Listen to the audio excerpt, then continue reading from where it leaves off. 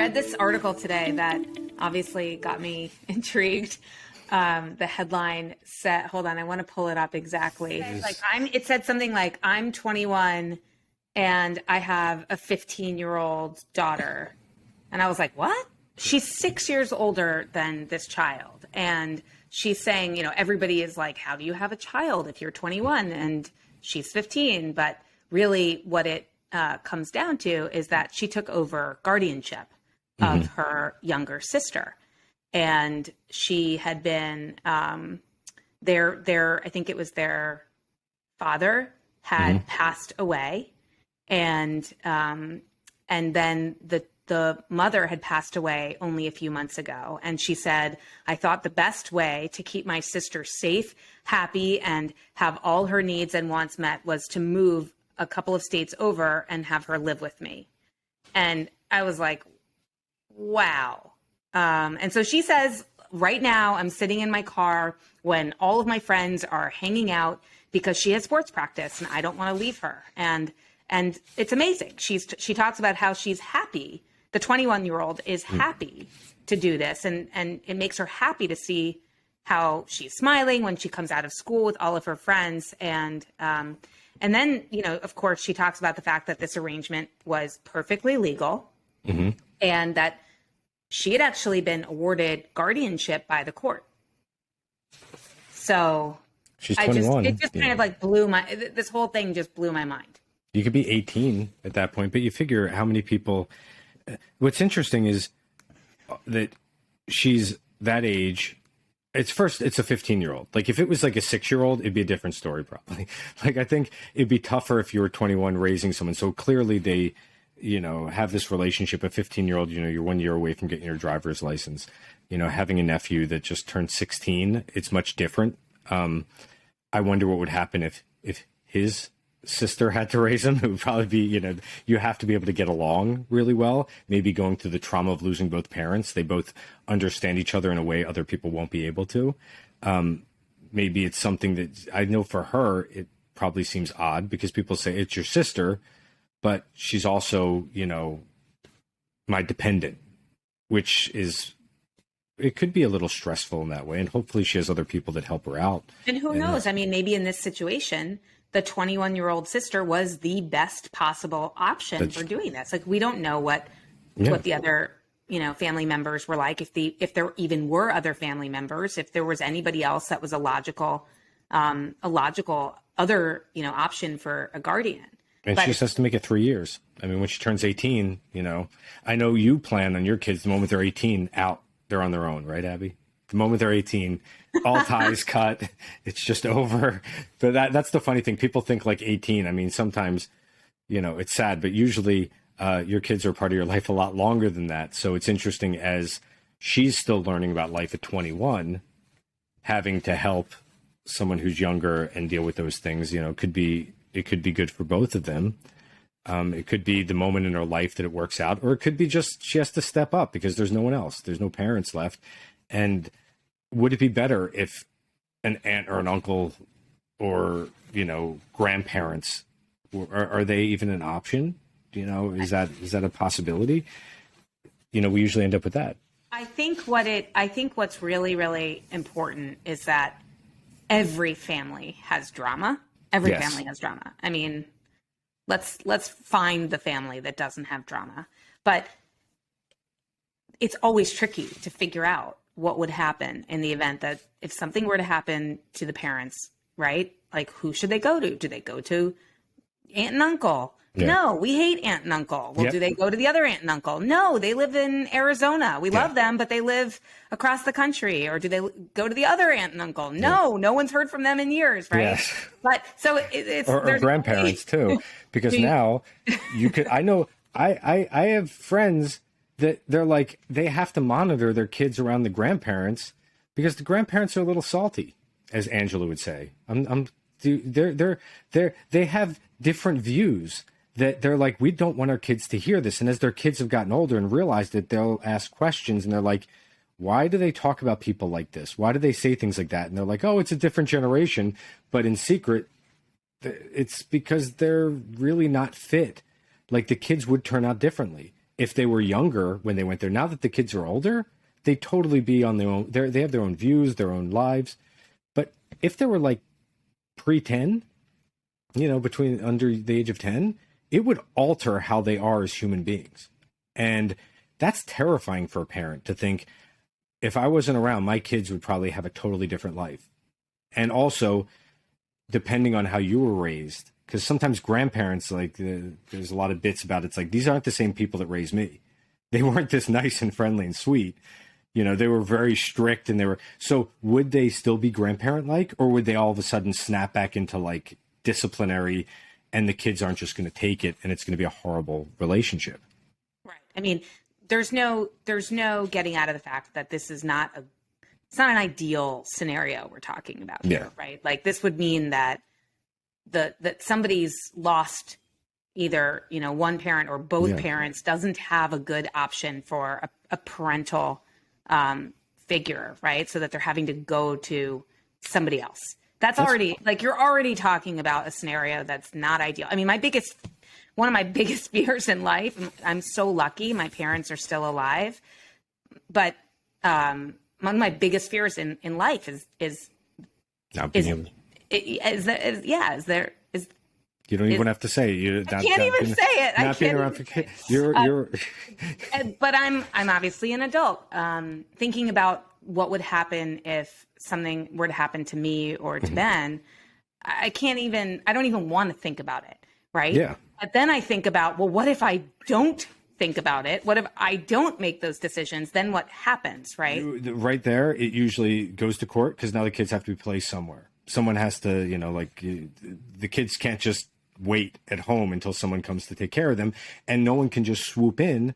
And someone can, like, for example, family members that are close can come and watch them in the interim and care for them. And then the court has to decide who is best fit to raise your kids. How do they decide that? They're looking at next of kin, and they'll look at grandparents. They'll look at aunts and uncles, any of your siblings, like your sisters, if you have sisters, brothers, anyone, stepbrothers, stepsisters. They'll look at cousins. They'll look at, there could be people that petition the court because they're like, well, we're best friends with that person, and we live right next door, and we all go to the same church, and so they would be in our family. So basically it can become a fight over the child, because there could be two sets of grandparents, and which grandparents are going to get them. We think we could raise them better. Oh, you could still visit them because they're yours, but they're going to live with us and they're going to abide by our rules. And the other people put on a case and say, no, they'd be better with us. So now it's up to the court to determine, and they'll look at all the factors. If there's finances, who's more fit, are their backgrounds checked out? Are they most suited? And then all of a sudden your sister comes along and says, I'm the one that should be raising them. And here's why. Because, I know her values, and they get along with me great, and I'm always watching them, and they call me every day. So it would be a really seamless transition. I know how Abby and Ben would want them raised. So now the court has to take that into consideration. So what happens is, after all of that, the court will make a determination as to who will be raising your kids. But isn't it possible that the person who ends up winning may not be the person I would have wanted? It could be the worst. Like, that's what lawyers often say. If you can't decide on a guardian, pick the person you don't want to raise your kids.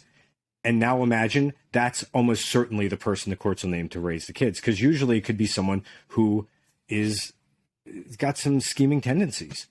They could see that, oh, wow, I can get benefits for this. I can get this money. I could take advantage. I could, I never wanted to have kids, but I could do it. And you have to think, what would the kids deal with? Like, put your kids in that position, and you think, how would they get along with that? And the worst is if there's no one, because at least if someone's fighting, people want the kids. Why does the foster care system exist? Because no one wants those. They're like, you just get dumped into the system, and ideally someone comes along, but what if there's no one to take care? What if people are like, I'm not ready to take a kid on? And they actually deny, and they could say, I'm not fit to be a guardian, or I'm going through some things. And that's another reason why when people look at lives, how many people do you know now, between when your children were born to today, are all those people exactly the same as you view them? No, absolutely not. They've moved, where we changed. We moved. So I would say that, up until, to me, if something were to happen to us, I would want my kids first and foremost, to be able to continue to live in the city that they live in, to continue to go to the school that they go to, maintain the friendships that they have, go to the same, camps, be able to do the same activities, and not have their lives be disrupted any more than their lives will already be disrupted in this scenario. And so to me, I would look for, okay, well, is that possible with any of the people that I could name as guardians? I mean, even if it meant I might name a friend as a guardian, because again, this is like a worst case scenario situation, right? And so that would be, to me, what would be the most important. Is there somebody that would continue to raise my kids with the same values that we have? Is there the person going to make sure that my kids still see all their family equally? That's a huge issue too. Would they cut them off? I mean, we've seen that with elder care issues and elder abuse, where someone kind of cuts the grandparent off and is siphoning money and taking advantage and not giving the right care. And to get through that barrier to that person, if they're the actual guardian, it is war. Because they're like, no, I'm in charge of this person. I do everything that they do. And I determine who they see, where they live, what they eat, the kind of care they get. And usually when it gets figured out, it's too late. It could be years later after the person has died. And people are like, yeah, this is, one of my favorite actors of all time, Columbo, TV show, Peter Falk. There's a law that's named after Peter Falk because of elder abuse, because later in life, he was completely taken advantage of by a family. And I remember growing up. It's terrifying. Yeah, I remember growing up that we had some our dear friends, and they always said, if something happens to us, we want to come live with the Schneidermans. Yes. and I think that may, I'm not 100% sure. I think it may have literally been in their will that my family would become guardians. My parents would become their guardians. And I have friends. I remember, Jean, a few years ago, I was having drinks with two of my cousins, and one of them lives, I was in New York City at the time. One of them lived in New Jersey and the other one lived in Arizona. And so we don't see each other that often. And one of my cousins has one child. One of them has 3 children. And at the drinks that we were having, it became, they each admitted to each other that they had named each other as guardians in their will. That's crazy. And I'm like, what? You didn't tell the other person that you named them as a guardian in your will? So you're going to all of a sudden inherit 3 children and not know where they came from, basically?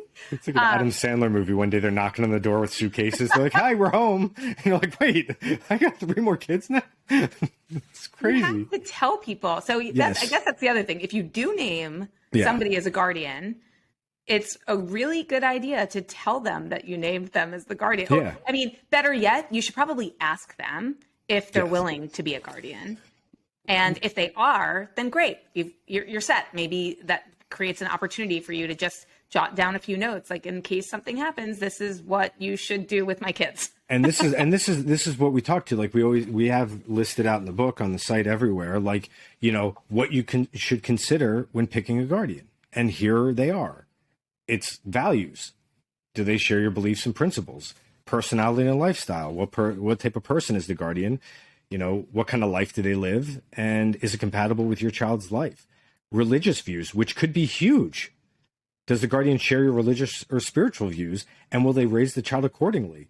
I mean, that's actually one. Maybe even political views. I want to dive into, and that's exactly it. Like, if you said, like, oh, I love these people, they're great, but you are not religious at all.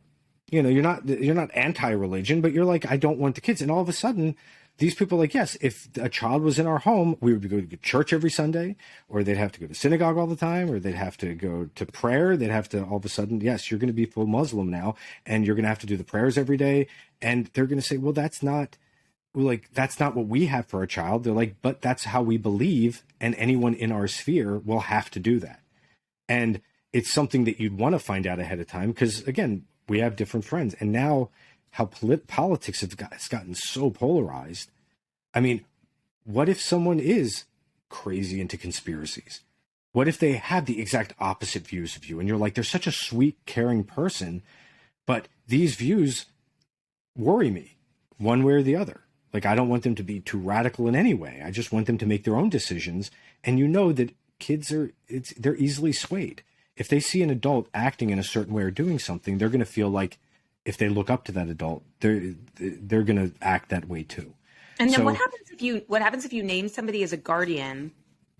Do you have to name a second guardian? Yes, you have contingent guardians or secondary guardians, because that's another possibility. If I say, like, I want to name my mom as a guardian, but if she becomes a conspiracy theorist, then I'm pulling that and I'm going to my second choice. You would have to, if any of that stuff happens, literally you run and redo your will and say, I'm changing this out, because that's a big issue. As people say, we've seen people in their wills that haven't made changes. Like, the interesting thing you mentioned about the fact that it shouldn't be a surprise. Like, it could be a good surprise if you name someone as a beneficiary on a life insurance policy and one day they get a huge check. They're going to be like, wow, that's a fun, like, Publishers Clearinghouse surprise. But having to care for children, there's a possibility that even grandparents will say, look, we want to participate in their care, but we're not at the right point of our lives to actually raise a young child. If it's like a 15-year-old, if it's someone who's going into adulthood, it's a lot easier to manage. But if it's a matter of, changing diapers, dealing with other things, picking them up all the time, having to travel, if you have certain health issues, that kid could end up becoming a caretaker to them, and they wouldn't want to put that in that position. Or maybe they do. Maybe you're going to think, my parents would basically treat my child as an in-house worker to do all their bidding because they're young, and I don't want to put my kid in that position.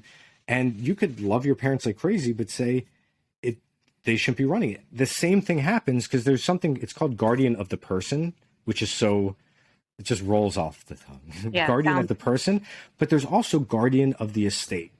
And this is another thing. Once you get thrown into this world, it opens up and you think, wow, I just thought it was a little hallway. And then you realize it's an entire landscape of hell, usually, for people to navigate when you don't know what's happening. A lot of things that you have to figure out, and different people that you can put in positions to be in charge of different things. But it's about thinking about it ahead of time, even though it might seem difficult. But I do think that that's probably one of the reasons why people don't even do wills in the first place, is because once they get to this part and they're like, all right, now who do you want to be your kid's guardian? And then the parents look at each other, they each have different ideas of who should be the guardian. They get into a huge fight that night, and then they're like, you know what, let's put this aside for a little bit while we think about it. And then lo and behold, they never come back and think about it, or they push it off because they don't want to think about this difficult, decision to make. And it is. I mean, it really is a difficult decision to make. There's no sugarcoating it. Here's a question. You just have to make it, because otherwise you're going to go with what you were talking about before. You're going to be dealing with the default. It becomes a massive thing. So you figure naming your child and then thinking about picking a guardian. It is another one of those things that you're forced to come up with a name, but for guardians, you could eventually say, let's just keep putting this off and putting it off. And hopefully the kid turns 18 and you're like, woo, we made it. One less worry. We didn't have to fight over that.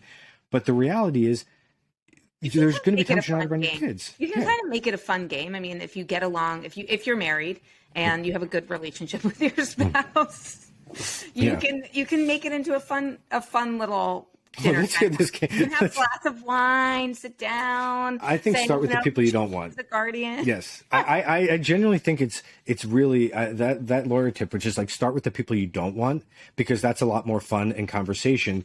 And then maybe you're going to hit on someone that you're going to say, you know what, maybe they would be good because they kind of get where we're coming from. Because I think it's not so much understanding just the child, it's also understanding the parents. Because if the parents, if they provide discipline or care or comfort in a certain way, they're like, that's more important to us than this person being somewhat sound. And I mentioned earlier that there's guardian of the person, but there's also guardian of the estate. And sometimes usually you want your guardian to be one person who also manages their money. But the guardian of the estate is someone who, whatever money's left behind, if there was an insurance policy, because you never name your child as a beneficiary who's underage because they can't take money. It has to be through some kind of guardian or third person. But here's the thing. if the person can't manage, because I know tons of people that are amazing around kids and terrible around money, and people that are terrible around money and, Right. amazing around kids. So there's a lot to think about. It is a big responsibility that the guardian is taking on. Now, hopefully they'll never actually be the guardian. That's the thing. But it's also an honor. I would love to know that my best friends have chosen me to be the guardian of their kids. I would feel true. Really happy, because I know that if something were to happen to my best friend's kids, I would do a really good job of taking care of those kids. It'd be, and to get back to, okay, so here, the rest of that list of things you should consider, parenting style. Somebody who wants to be the guardian. Yes. Right? Well, getting to the parenting style, if they're already a parent, what's your style like? Is it different? Would your child thrive? Ability to act as a guardian, which we've mentioned. Can the guardian handle the responsibilities and duties that come with the job? And it could be time, energy, health, financial ability, emotional wherewithal. The existing relationship with the child. Do they get along? I mean, that's another thing to ask, because the reality is you could find out that your child doesn't actually like being around that person. Right. I think asking if the children, some kids are too young to answer that question, but if your kids are old enough, asking the kids, like, who would they want to go to if something were to happen? You might be surprised by who they say, and then it might give you a different idea.